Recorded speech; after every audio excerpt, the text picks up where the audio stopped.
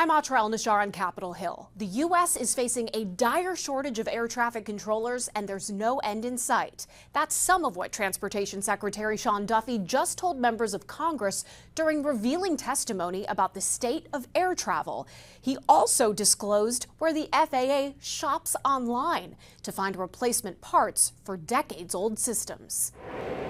First, it was a series of close calls on airport runways. Then, a devastating crash near Reagan National Airport. I was reporting a CRJ and a helicopter crash into the Potomac River. And now, continuing air traffic control outages in Newark, New Jersey, plus Denver and Atlanta, all have Americans wondering, what is going on with air travel? We are facing a crisis. During multi-day testimony on Capitol Hill, Transportation Secretary Sean Duffy detailing to lawmakers who control the purse strings the extensive, sometimes shocking, cracks in the nation's air safety infrastructure. It truly is 25, 35, 40 years old in some places.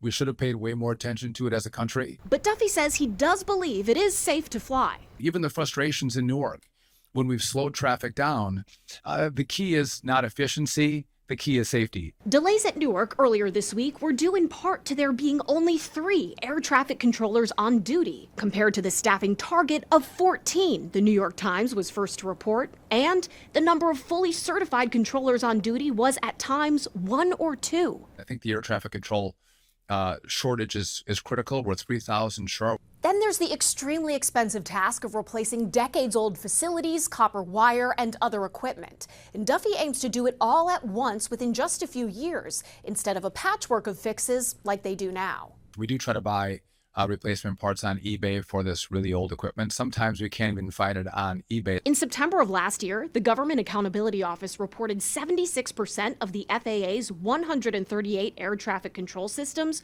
were unsustainable or potentially unsustainable. Getting the money to pay for upgrades is the hard part. Duffy says Congress should determine the price tag and provide all the money up front. Perhaps too tall an order. The most viable funding to date seems to be a proposed $12.5 billion in a party-line domestic policy package Republicans are still drafting and could take months to pass. On Capitol Hill, I'm Atra El-Nashar reporting.